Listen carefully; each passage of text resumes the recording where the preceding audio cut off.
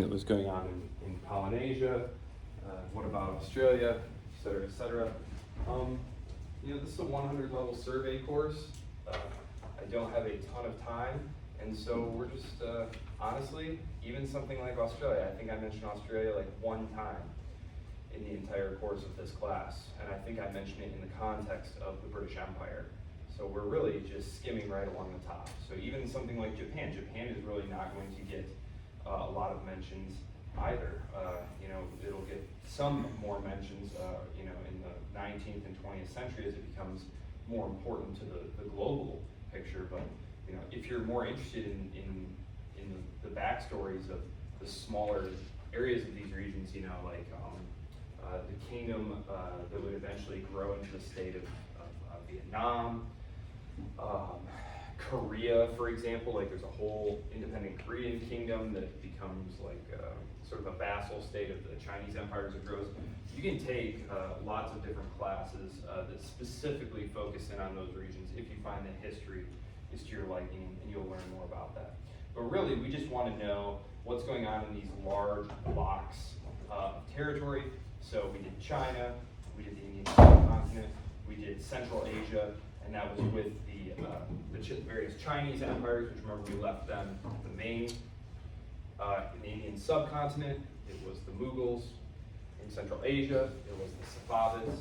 Then as we moved west, we encountered the Ottomans. The Ottomans, 1453, big year. They conquered Constantinople, and this is a big year in European history because it's part of what prompts the Europeans to go start sailing around trying to find an alternative seaward route to Asia. So, and then I ended last time with sort of a crash course shoe-in on Russia, because Russia is just chilling up there. It's huge, but we're kind of moving along there, and then we're going to Europe, and then we're going to go to the Americas, and Russia doesn't really fit neatly into the European history story that we're going to start here. It doesn't really become a serious part of the European history arc until really the 1700s. So, okay, but that's where we are. We have this beautiful map here. I just kind of want to give you some familiarity because this is probably not a map you are familiar with. It doesn't look very much like the Europe that. Do any of you traveled to Europe, been to Europe, broke out a map, looked at it? Okay, well this obviously does not look terribly familiar, right? Where's Spain? What's this mess going on? And what on earth is this, right? What on earth has happened to Germany? Well, we're going to talk about why, quote unquote, Germany looks like that. Here's Italy. We're definitely going to talk a lot about Italy. Italy is actually sort of the engine of Europe during the early modern period. That is from about 1450 to 1650. It's where a lot of the innovations that we eventually associate with things like the Industrial Revolution, things like advanced weaving techniques, glass-making techniques, banking. A lot of these have their origins in the Italian city-states and in the commercial empires. So this is it right here. This is 1386. Obviously, we know from last week the Ottoman Empire is going to expand up into this territory here over the next 100 years, but this is just kind of give you an idea of what we're dealing with here. So when I talk about European state formation, because by the time we leave this lecture today, we're going to want to be talking about Spain and about France and about the United Kingdom. If I mention Italy or quote unquote Germany, which I'll try not to do because that's not correct, we're really talking about these collections of different principalities. It isn't until the 19th century that a unified Germany and a unified Italy come into existence. So, all right. There are some familiar things on here. We have a France, although we will notice up here there are some parts of it that are still retaining high degree of autonomy. Remember, the medieval French kings were very weak. We're just now entering the period where a series of French kings, starting with Louis XI, is going to start drastically trying to increase central authority and to rein in these provinces and subordinate them to Paris. Denmark, Sweden, believe it or not, Denmark and Sweden were huge powerhouses until really, gosh, like the middle of the 17th century. Sweden is actually the state with the first like modern professional gunpowder army. They're pretty tough out, but otherwise the political map though looks very foreign, very foreign. So in the Iberian Peninsula, we have the kingdoms of Portugal, Castile, Aragon, and a few slivers of territory down here. Right here, what we have here, this is the Emirate of Granada. Now remember, back in the 8th century and the 9th century, as Islam was exploding out of the Arabian Peninsula and sweeping across North Africa and crossing the channel here, they had gobbled up the Iberian Peninsula. They're turned back by Charles Martel's grandfather at Tours, and then there's a very slow, gradual campaign. Think about it, we're in 1386 now, so it's been several hundred years of very slow, very gradual campaigning, pushing the Moors. These were the North African Muslims. These were not Arab Muslims. These were North African Muslims, Moors, pushing them out. And Granada is the final toehold that they have on the Iberian Peninsula. The final battles there will be fought right around the time Columbus is setting sail, 1492. Actually, and these two kingdoms here are what are going to unite to make Spain. Ferdinand and Isabel represent those two states, respectively. Let's see.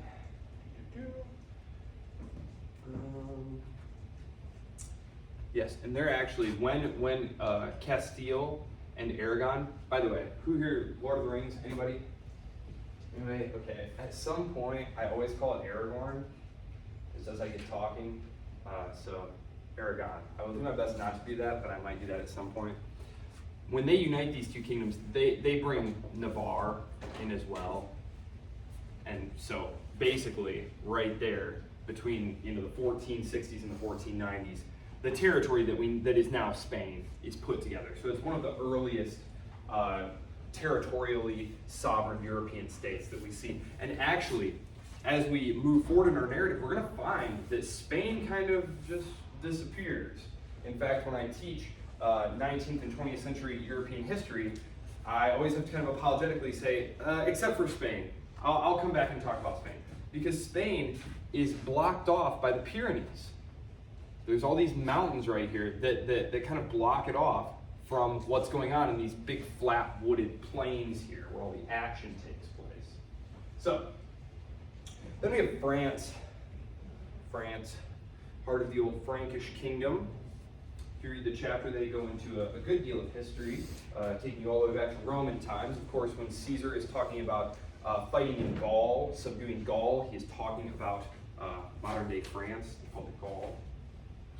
Gallia, I think it was actually. You have Brittany, Aquitaine, Savoy, Provence. And these were all independent polities, all independent little statelets here. Savoy down here. This is actually going to get swapped to France in the 19th century, ultimately. It's going to change back and forth, back and forth. It's going to be independent. It's going to be part of little different, confederations here. It's going to be part of France. It's going to be one of the Italian city-states. Essentially, finally, when the Italians are looking to unify, they cut a deal with Louis Napoleon, that is the younger Napoleon, the great Napoleon's nephew, allegedly. Some people doubt his paternity, but they basically say to him, look, we'll swap you Savoy, which we're going to talk a lot about language. One of the big criteria for are you a nation, are you a separate people, is do you have your own language? And Savoyard, which there are still tens of thousands of people who speak Savoyard, is much closer to French than actual Italian. I speak a decent bit of Italian and I cannot understand it at all because I don't speak any French. French is very difficult for me, very difficult. But yes, so, Provence. Yes, they are swallowed up in the coming 2 centuries as successive French kings expand their power and influence. As we'll see, this will be very closely tied to war making, specifically the 100 Years' War and the 30 Years' War. So the real trouble here, though, is Central Europe, because this is only a couple, you're like, okay, there's a couple big blocks of territory. There's a monarch here and a monarch here. They get married. Boom, Spain. Okay, there's most of France here. Clearly much bigger and powerful, more powerful than its neighbors. It gobbles them up. There's France. No problem. Central Europe. Central Europe. Much more difficult. This interesting conglomeration here is the Holy Roman Empire. It is where modern day Germany is, although they're obviously like Switzerland is in there, that's Poland is part of that. So there's Austria, Czech Republic, but right here, right now, you're seeing a lot of names of things that you probably have not before. Things like Bohemia. Bohemia, this was the Czech lands. This was the home of the Czech speakers. This would eventually become the Czech Republic all the way down the road. This was essentially a confederation here that we're going to talk about. Italy, I'll deal with in a minute. Down here, as we move into Eastern Europe and Southeastern Europe, you have recognizable things like the Kingdom of Serbia. Of course, remember, Serbia is going to be swallowed up here. Serbia is going to be swallowed up by the Ottoman advance. Now, eventually, we're going to talk about the outbreak of World War I. And one of the really destabilizing things that is happening in the late 19th century is the Ottoman Empire is starting to be fatally weakened. There are a number of reasons for that, which we'll get into. But as Ottoman power recedes from the Balkans, you have all these competing nationalist groups who are going to be attempting to create a Bulgaria, a Serbia, a Romania, based on these old kingdoms. And they're going to be battling with one another, calling in other powers to help them create their states. And it is the contest for influence between Austria and Russia and the Kingdom of Serbia there that is going to provide the immediate catalyst for World War I. So, jumping back to Central Europe, what we have here, the Holy Roman Empire. Usually the joke is it's neither holy nor Roman nor an empire, Voltaire. But essentially what we have here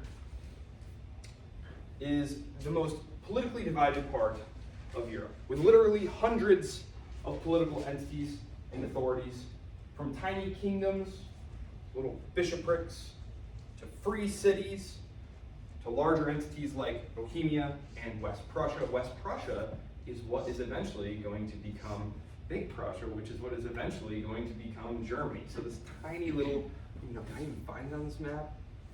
Golly, I don't even know if I can find it. No, I wouldn't be able to yet.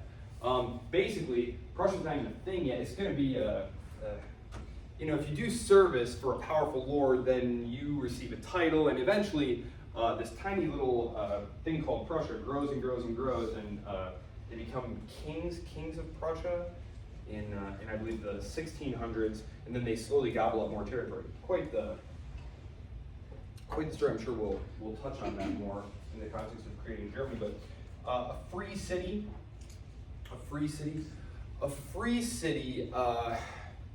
basically meant, well, number one, it was not ruled by a noble, but what had happened essentially is if you were a noble and you needed to raise some money, it's very hard to regularly tax people, right? It's not like today where your paycheck, and if you have a job, know this, you work your hours, you get your wage in your head, and you do, okay, my check should be this. And you get the check, oh my goodness, where's my money? Lots of it's missing. The government went ahead and took that from you before you even got the check.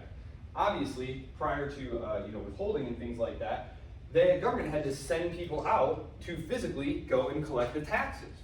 And as you might expect, just as now, people weren't super interested in paying taxes, right? So it's like, I don't have it today, come back in 6 months or whatever.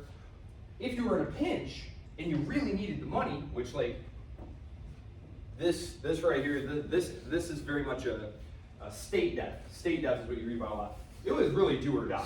There was no international authority to appeal to. Like, if you were small and you were weak and you got in a fight and you lost, that was it. You were going to be done. So it was very important to be able to raise force quickly. What you would do is you would go to a wealthy city and you would say, listen, in a pinch here, need some money, need it fast. Need to hire some mercenaries. Need to hire a mercenary army, which, like, we think of mercenaries as kind of like in a negative sense.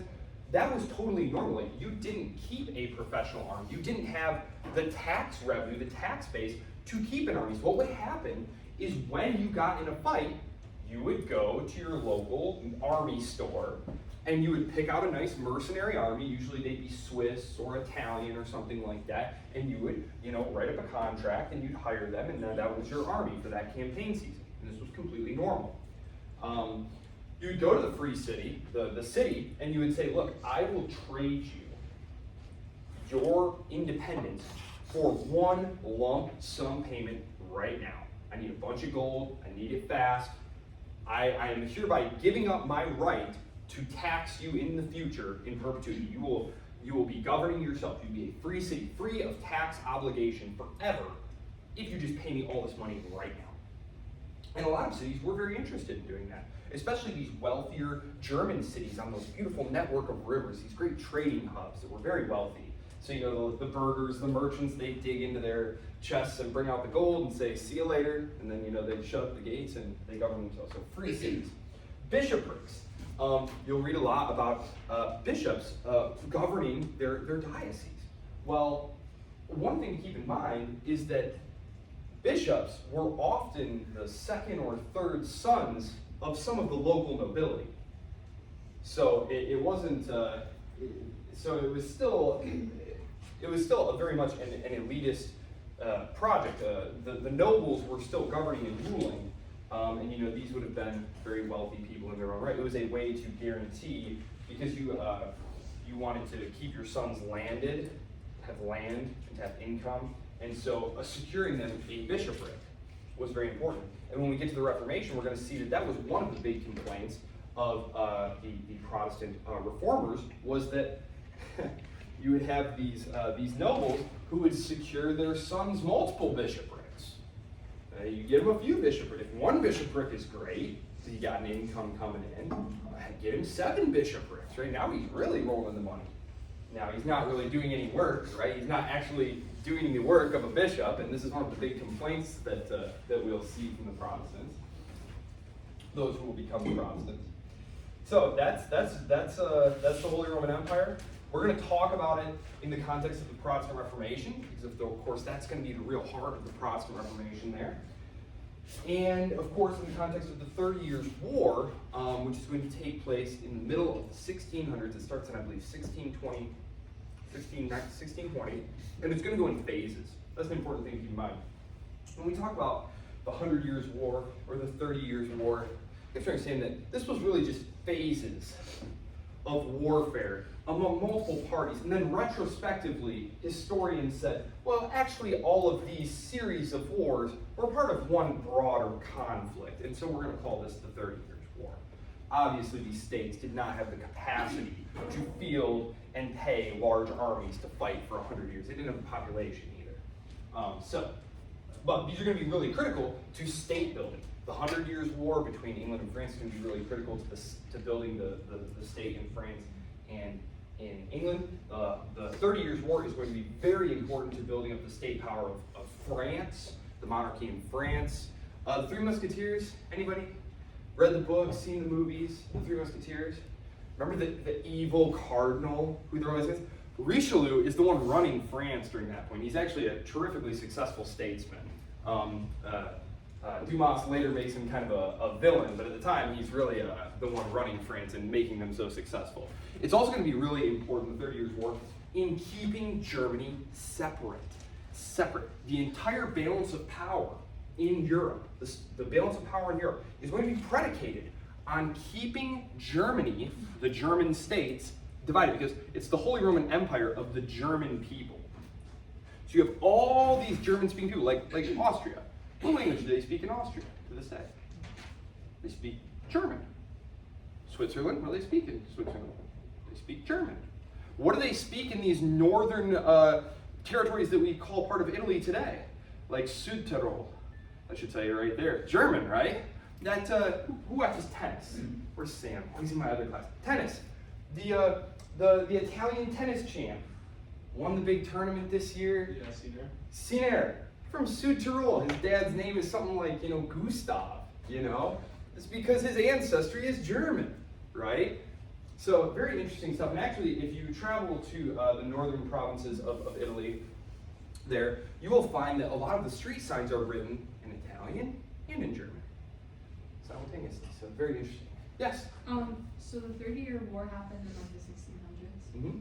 So that was after the big plague, the Black Plague. Oh yeah. Yep. Black Plague is going on right now. The Black Plague is going on right now. In this time period, it came across on the ships. It moved across Asia. In your book, they spend a good deal of time. They introduce the Black Death. I believe that's one of the first things that they talk about in the chapter. This is going to cause a huge population collapse. I can't even imagine the kind of death that they experienced there, right? Where just half the people in your city dead, right? Bodies piling up in the streets. People are scared to go near them. Absolutely horrible. Do what? It was not as bad as the Americas. Yes, when we get to the Americas, which we're going to get to there at the end of this lecture, and then we're going to spend the whole day Thursday there. One very interesting thing about,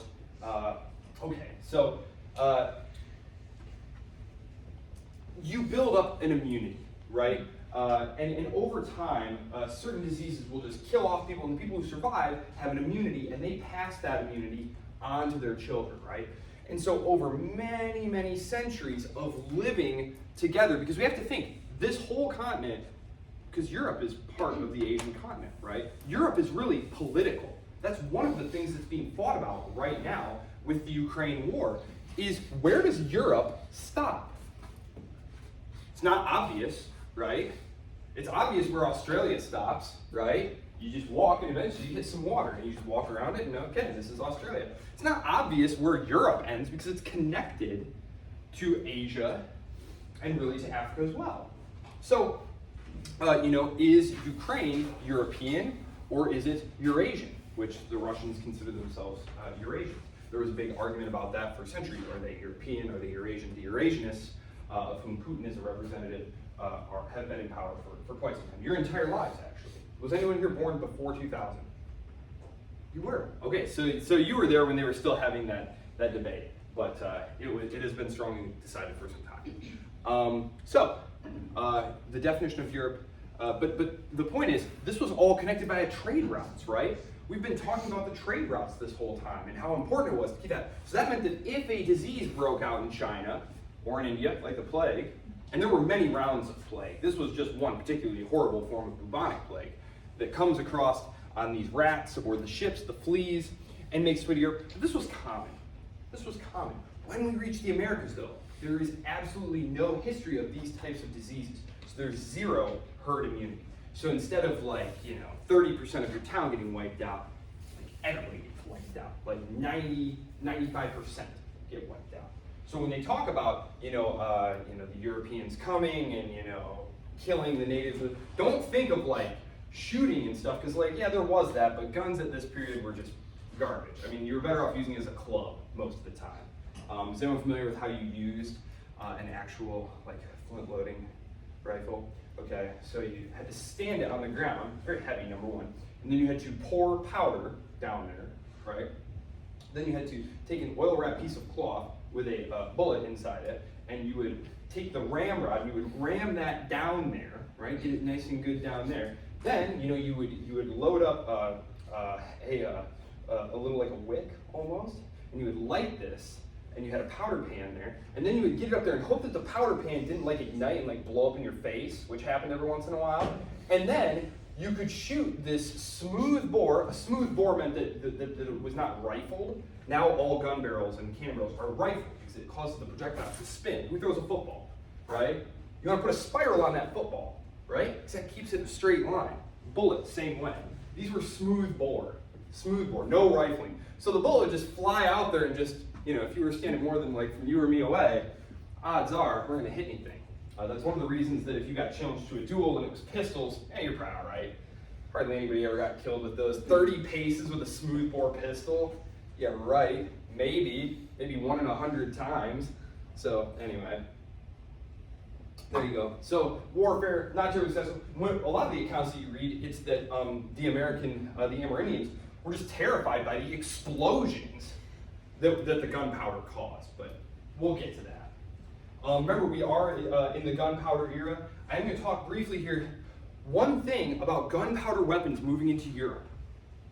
One thing about this before I move to the Italian city-states, which are very important to our story here.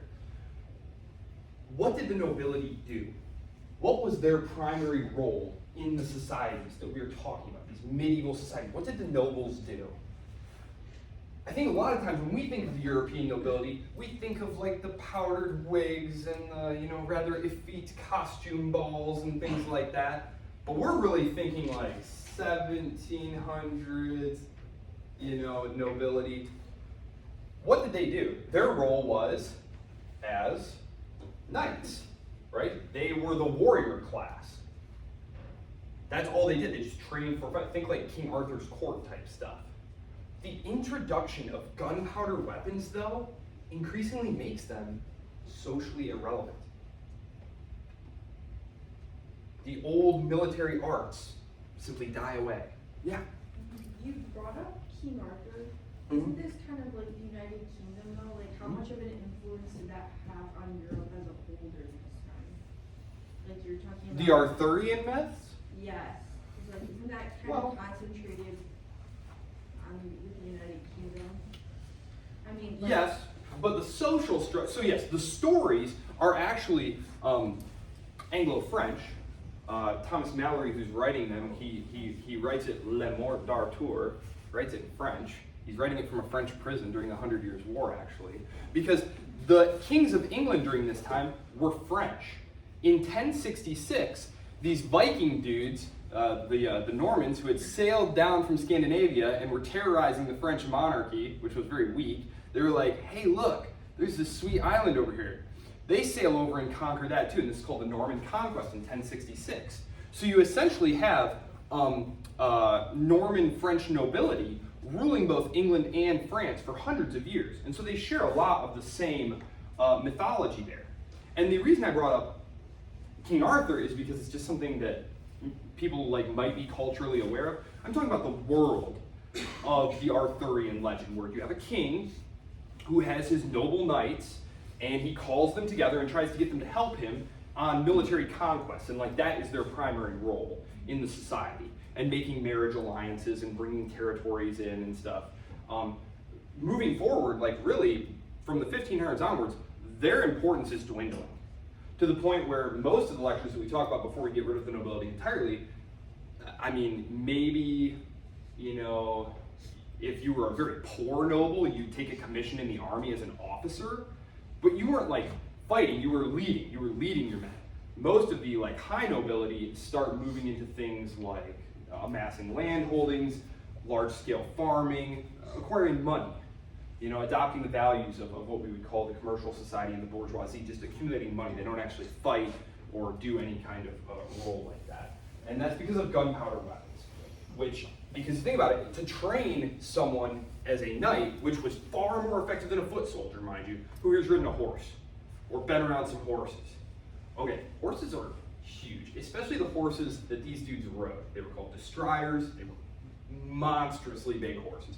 So you imagine someone barreling down at you, swinging an axe or a mace or a sword or something. These guys were terrifying.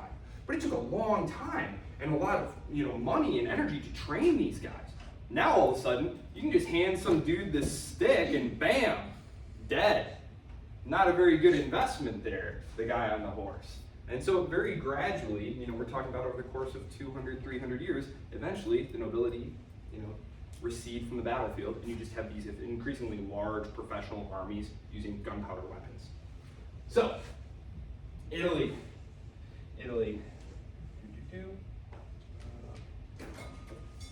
Oh, you know what? Yes, I do want to talk about this really quick. Okay, before I do the Italian city-states, I just want to briefly walk you through a couple of maps. I love maps, you know that. Or if you don't, you will. You are figuring it out. First, on the left, the Roman Empire. Boom, boom, boom. Okay, it's split here. This split is going to be important because these areas right here are the ones that become Catholic, right? Part of the Catholic sphere. These territories over here become part of the Orthodox sphere, the Byzantine Empire. Remember, the Byzantine Empire is going to get slowly chipped away at, right, by the Islamic conquest there. The Western Roman Empire, this is Christendom. Remember, this area is going to get conquered as well. But this is Christendom.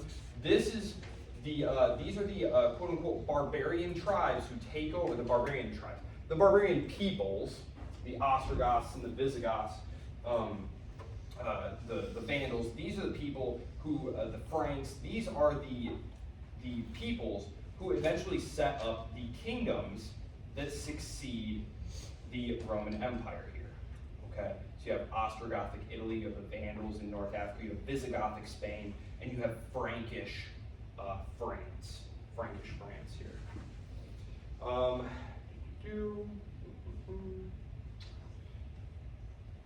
One thing I will say about this transformation here, and I think it's more proper to talk about as a transformation, it wasn't like it's a fall of the Roman Empire. Modern historians talk more about like a gradual transformation. That over a period of hundreds of years, these peoples came in, these political institutions changed. Really, by the end of the 400s, you have really the obvious makings of the feudal order here. We have these large, virtually autonomous landowners with these large estates who pretty much ignore the central government if they feel like it. Central government's a mess, weak, broke, constantly changing hands anyway. Really, all the power is local. They run the local justice courts. They do it in conjunction with the clergy, with the Catholic clergy, the local bishop.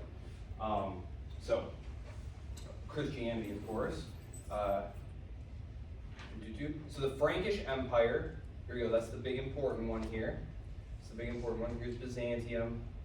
We're moving along. Here come the Islamic armies. We're in the 900s here.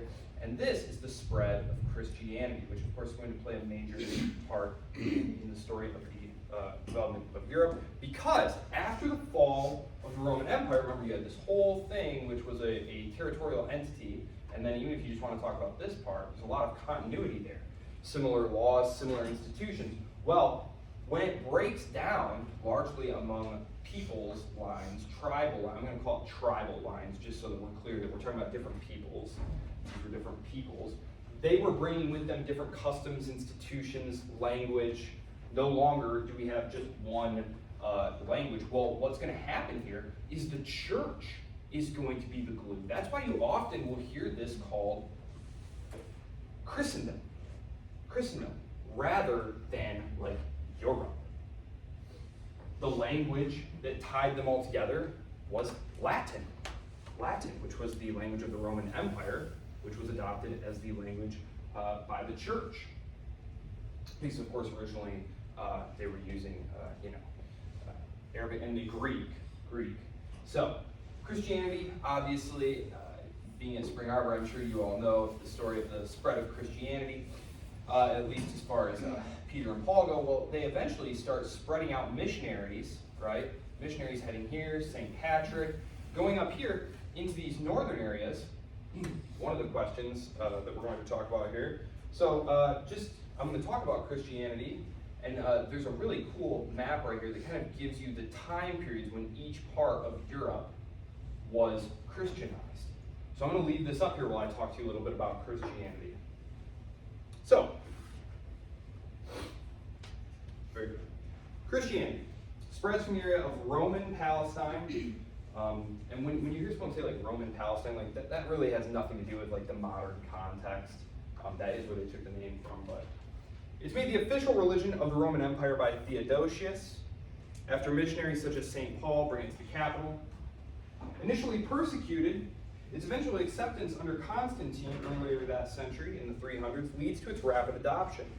And as the political authority of Rome begins to disintegrate in the 300s and 400s, it's the church that really acts as the vessel carrying synthesized Latin culture safely through a very fraught period of late antiquity into the Middle Ages. They partner with the new barbarian kings, many of whom had some contact with Christianity already, or whose wives were Christian and then got them to convert. Clovis, who's an ancestor of Charlemagne, he's one of those Frankish kings. We can see with the continued spread of Christianity, it's going to take some time here, though. You know, it's very easy to say, oh yeah, 600, 800.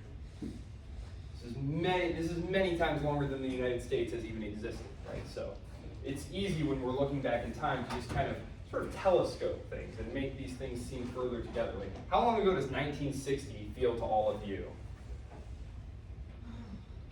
It's like ancient, right? It's like, who cares? 1960, that's a million years ago, basically. So, which of course, you know, we're acting like the year 600 and the year 800 are like, that's basically the same thing. They're really close together. So, that's just something you find when you look at history.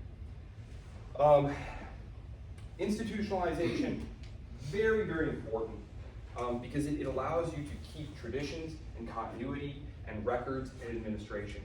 And so these barbarian kings who roll into this area, in the same way that we talked about the Han Chinese Empire, when the invaders come in and they want to set up shop, they find that there's this great bureaucracy already in place, and they're like, wow, so you guys can kind of just help us administer these territories and rule these peoples. That's kind of the same thing that's happening here, is you have this partnership. And it's actually kind of important that this happens, because it's what's going to lead to that separation of church and state. You have these independent power centers. Think about it. In the Muslim world, there's going to be a coincidence of authority. The political ruler is going to be the religious ruler. In the case of China, you are going to have religion completely subordinated to the state. It's not there is no like figurehead or anything. It's more of an ideology, Confucianism. But in the case of Europe, we're going to have separate spheres, right? There's going to be a little overlap. Like I said, sometimes bishops could be secular rulers, and sometimes you'd have rulers who tried to infringe on the state and appoint their own, bishops without the authority of the Pope being involved. But really, it's important that there's going to be these two separate spheres, and it's going to be a point of real contest over the centuries. Christendom. The forging of a unified Christendom was a very bloody affair, very frankly. Attempts to keep together will prove very bloody as well.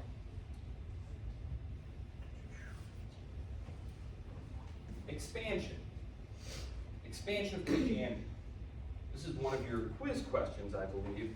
We talk about the Crusades, which are going to take place right around here. 1096, I believe, is the first one. It's either 1096 or 1094. The date's escaping me. It's not terribly important which year it was. 2 years, 1,000 years ago. You can give me a break there. Basically, what's happening in the Crusades, right, is you have these Muslim armies who've taken Jerusalem.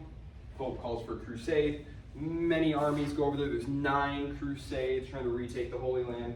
Some of you may have seen the movie Kingdom of Heaven, which is pretty inaccurate, but not a terrible movie if you just set aside that problem. But the Crusades, even though when we think about them popularly, we're thinking about them in terms of going to the Holy Land, many of the Crusades were actually into other parts of Europe. You have the Great Northern Crusades with the Teutonic orders of knights. Who's heard of the Templars? The Knights Templar, the white shield with the red cross. They were a holy religious order who were devoted to campaigning and protecting pilgrims here and protecting Christians here. The Teutonic orders were set up to campaign and to proselytize and protect Christians up here in the region that would become Lithuania, Latvia, Estonia. So you have these religious orders, and these were crusades. And you have crusades into places down here. There's what's called the Albigensian Crusade.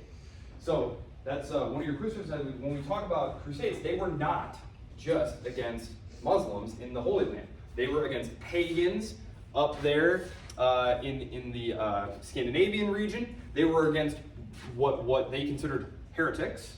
These were Cathars down there. They were just very austere Christians, kind of forerunners to the Protestants in a way. So, and you have the yellow expansion there. Those were the Saxons.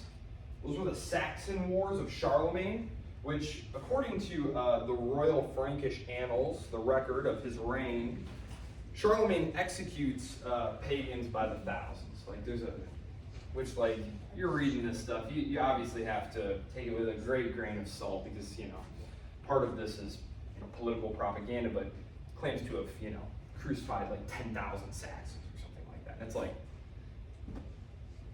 that clearly that's almost impossible, right? That's almost impossible to imagine. But then again, when the Mongols would sack a city, they would apparently execute the whole population, hundreds of thousands, and they would literally you're a horse guy, you're one of my guys. They give you 20 dudes and be like, all right, chop all these heads off. That's your job for this afternoon. And so I guess it's possible that they crucified 10,000 dudes, but geez, that seems like a lot of labor, a lot of time, but maybe. You have the green here, they're spreading Christianity up here. The Lithuanians, they were the really recalcitrant ones. They just didn't want to give up their paganism, and it's very marshy and woodsy here, very hard to get hold of them. So as you can see, they're the holdouts here. They will eventually, obviously, adopt Christianity as well. But that's a cool map, the spread of Christianity into Europe. So, and that was the Teutonic orders who were spreading Christianity there. Okay. All right. So we're going to skip right along here. Just very quickly, I'm just going to mention these things. Survey course, we're going to have to skip along the surface here. If you're interested, I'll give you some reading recommendations because we have to breeze right through periods of competing popes and anti-popes and all these different things. And for a while, the papacy is moved from Rome up here into France, into what's called Avignon. And so there's these battling popes. It's just kind of interesting, but it's Italy. The Italian peninsula. Italy is not unified under any central political authority, and that's why I have that quote up there, which is from a later European statesman named Metternich, and he's disparaging the notion of a quote-unquote Italy. He called it a mere geographical expression, meaning if you say Italy, we know you're talking about that peninsula, but who do you call if you want to speak to who's in charge down there? There's no one, right? There's just all these competing political authorities. It is actually, though, this variety, this division, this difference, this heterogeneity, however you want to describe it, political polycentrism is how the literature describes it very often. This is what really makes this the most advanced and wealthy region anywhere in Europe at this time, and for several hundred years prior to this. During the late medieval and early modern period, the Italian peninsula was a diverse region consisting of numerous city-states and regional powers. And these states had varying forms of government, economic activities, financial systems, and made various contributions to technological innovation, all of which contribute to the cultural and economic vibrancy of the Italian peninsula during this time. You'll note that they talk about the Renaissance in your reading for this week. This is when the Renaissance is going to be occurring. In terms of types of government, you have cities like Venice, Genoa, and Florence that were republics. They were city-states governed by councils or oligarchic ruling bodies. Other regions were ruled by princes or noble families, such as Milan under the Visconti or Sforza dynasties. The papal states, which were governed by the Pope. The Pope literally ruled all of these territories like a prince, would actually typically come from one of the noble houses, and some of them were really good at war. That's why the papal states got so big, in part. They just go conquer these areas. The Pope would put on some armor and go lead some troops out into battle. Very difficult to imagine that today. Pope Francis does seem pretty spry, but I don't know. It's a joke. In large part because of its geography, Italy is going to get rich. The geography. Right here, in the middle of the Mediterranean, right? Talk about these trade routes. They want to get these things from the entrepot, the great ports here, all this stuff from the Silk Road is winding up here, and you need merchants to bring it back into Europe, and the Italians are just perfectly situated for this. Cities like Venice and Genoa had very powerful maritime empires and controlled significant trade routes in the Mediterranean. If you're interested in learning more about this, there's like a 10-minute supplemental video about the Republic of Venice that I put up. It's on the syllabus, it's hyperlinked. And that was probably the most powerful and prosperous of the Italian polities. Florence becomes a prominent banking center with influential families like the Medici, and I'll just pull Florence there so you can see it. So there's Venice right here. Here's the maritime empire of Venice. Here's Florence right here. Florence.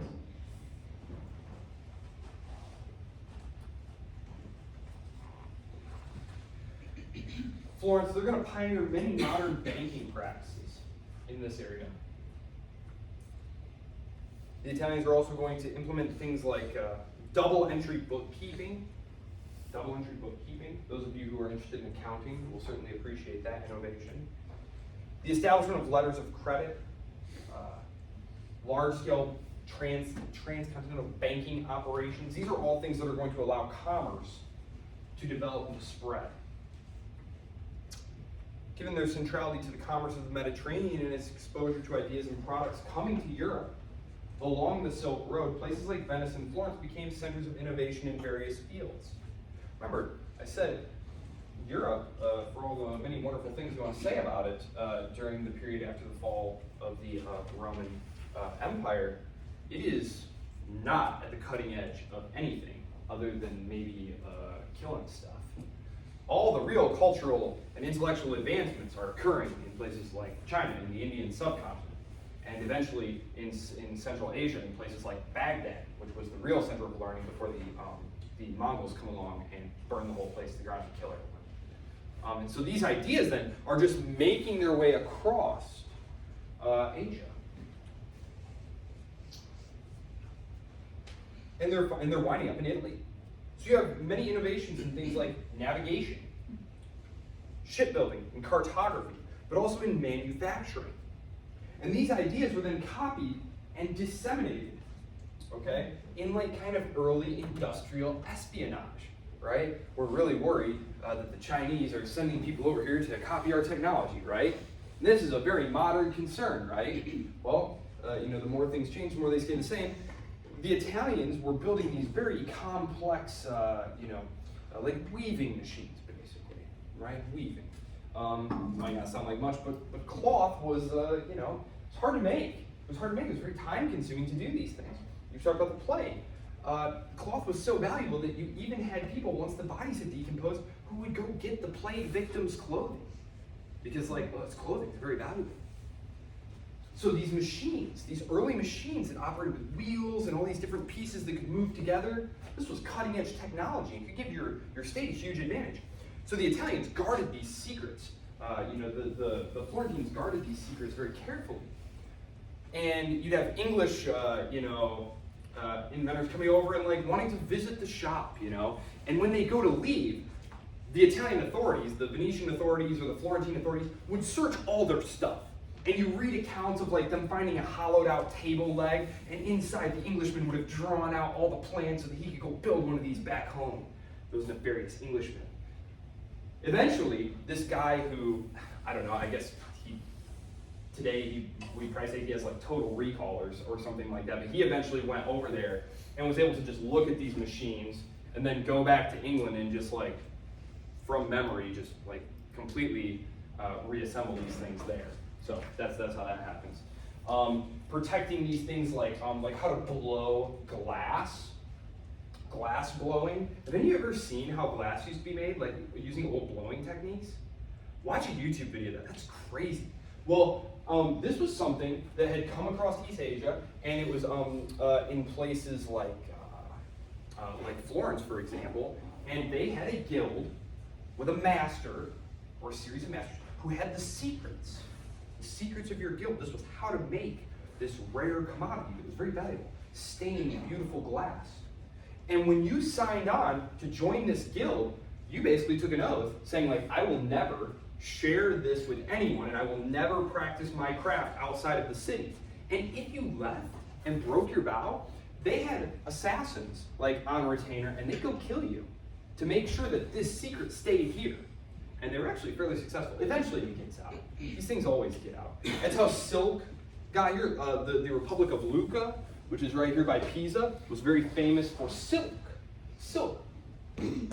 Silk, that's not native to Italy though. No, what happened was these monks who were in China basically stole some silkworms and like carried them all the way back across there so that they could start a silk industry. So, you know, early industrial espionage, very interesting how these things move around.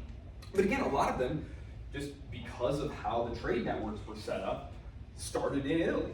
You know, we don't think of Italy as being really at the cutting edge of anything today, and probably rightly so. It's a beautiful place, I love it a lot, but I'm not leading the way in anything. But it was, many hundreds of years ago. Some of those gained terrific wealth from these enterprises, obviously. Banking families like the Medici, and they would take their wealth and funnel it into the arts. So a lot of the great artistic achievements that we know and love from the Renaissance come as a result of very wealthy patrons who would hire the best painters, sculptors, builders that they could to build these incredible cathedrals, to craft these incredible sculptures, to paint these incredible tapestries. So a few quick things about the Renaissance, because your reading for this week actually goes very deeply into the Renaissance. These are some of the Renaissance's creations here. How wonderful, right? La Pieta, very beautiful. Yes, I remember the first time, because when you're walking through Florence, for example, a lot of these cities are like this, but like, Florence is a very modern, big city, right? You're walking through the city, and it's like, you know, there's like a Burberry store and, you know, some high-rise apartment building, and then you turn the corner all of a sudden, and boom, right in your face is this 1,000-year-old, just awe-inspiring, take your breath away cathedral. And so it's this really weird experience there. So you have this very ancient history right here in the midst of, you know, like modern, you know, consumer society. But there you go. Yeah, so the architecture. I do love painting and sculpture, but really, a lot of it's the architecture that for me really blows me away. So, actually, I'm gonna pull that up. Let's see this. It's really incredible.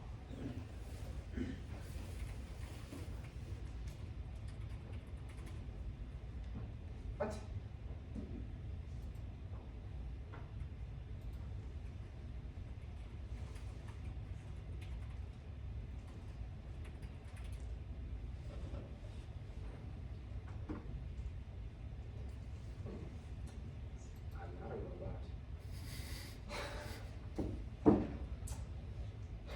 Does this count as a car, right? Well, what is this? Is this a car? I don't know. There's a car there, but it's not essential to the picture. A car?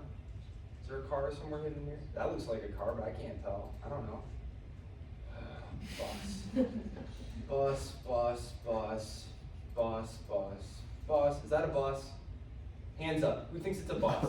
I can't tell. Is this a bus? Is it a bus? I'm gonna click it. All right, guys. I'm gonna try this. Okay. Oh. Okay, bridges. Bridge will be an easy one. Bridge, that's a sign. Bridge. Nailed it. What? Motorcycle. There's a picture. It's a picture of a motorcycle. Does that count? Yeah. Does a picture of a motorcycle count? It does? Alright guys, I'm sorry. The Cathedral of Florence is beautiful. You can in fact take my word for it. Or you can go look it up. Oh my goodness. And the thing is it's not just the inside. You always think, oh, it's the inside because there's all these beautiful paintings and stuff. And there are. It was the facade of the building. Like, I should have looked it up. I never did look it up. I was so like, just kind of walking around the outside of this massive thing. I didn't even look it up. Like, how long did it take to build this? And the outside of it is an artistic masterpiece. It's so intricately decorated, and there's like a million statues and different things. It's absolutely glorious. But anyway, So yeah, that was because of all the wealthy industry that was taking place in Italy at the time. They were funneling this money into doing this stuff. Even those really corrupt, I'll say, I'm Catholic, so I can say this, those super corrupt popes of the Renaissance period who provoked such a reaction among the people like Luther, who would eventually form Protestantism, they were in part selling, you're familiar with like the Protestant, are a lot of you Protestants in here? So like the selling indulgences and stuff, that was a big thing. Well, the Pope was selling, part of the selling of it was to build the Basilica, St. Peter's Basilica, the glorious structure in the middle of the Vatican there. So he needs some money. He needed some money. He's hard up for some money, trying to pay all these great artists. The funds are low. Tough economy. So yeah. Anyway, but the Renaissance. Your reading goes really, really into this. I won't do too much. And again, there's a video that if you click on it, it's they're like 10 minutes long. The Renaissance. Much like a lot of the things that we talk about here, this is a term that was retrospectively applied. No one was living in 14th century Italy going like, man, I'm so glad I'm living during the Renaissance. This is very peak right here. No one was living in the 30 Years' War being like, man, it sucks that I'm living during the 30 Years' War. These are all just historical conveniences that we've projected backwards. But the word Renaissance means rebirth or revival. That is a quiz question. Rebirth or revival. They are rediscovering, recreating the art, the politics, the philosophy of the ancients, the Greeks and the Romans specifically. These were things that had been lost for a long time. A lot of these were just gradually making their way back to Europe from places like Ireland, where these manuscripts had been chilling in a monastery, or from Central Asia, from the centers of Islamic learning. You think about it, when the barbarians rolled into Rome, preserving the library wasn't a huge priority, right? And it's paper. If you've ever left a book in like a not super, like books, they just decay, like right away. They mold, decay, done very quickly. And so there's a renewed interest in classical art, literature, philosophy. It marks a significant shift from the medieval period with its almost complete focus on spiritualism and obedience to the church. It emphasized humanism, the achievements of human beings, individualism, and the pursuit of knowledge. This cultural movement would have a profound impact on various aspects of European society: art, architecture, the literature, the science, the politics, the religion, and it would profoundly shape the course of Western civilization.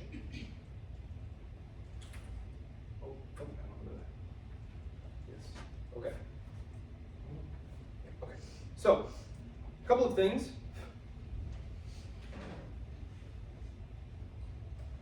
A few comments on Italy. Quote unquote Italy. The most famous political philosopher of the period, the one that you'll encounter, just kind of like a 100-level reading of the class, Niccolo Machiavelli. He's famous for his work, The Prince, which is often associated with an ends justify the means type of thing. If someone's Machiavellian, have you ever heard someone called Machiavellian? Pretty used as an adjective. Machiavellian means someone who's not above using some underhanded means to achieve their ends. Machiavelli's real concern was the promotion of a leader strong enough to unify Italy. If you read The Prince, I think it's like 80 pages long in like a 6x9. So like it's not very long. It's pretty funny. He gives advice. He's giving advice. It's a whole book of advice, right? Whether or not you should trust mercenary armies, how you should best win the loyalty of a new city that you've conquered, or acquired. It's just all these pieces of advice. And he closes the pamphlet, the little book, by saying, "Oh, would some great Italian prince unify Italy and free us from the barbarians?" Because Italy is rich, right? And again, we talk about 1300 to 1500. We talk about it like, oh yeah, the Renaissance, quick. 200 years, very long time, right? Wealth is attracting outsiders, right?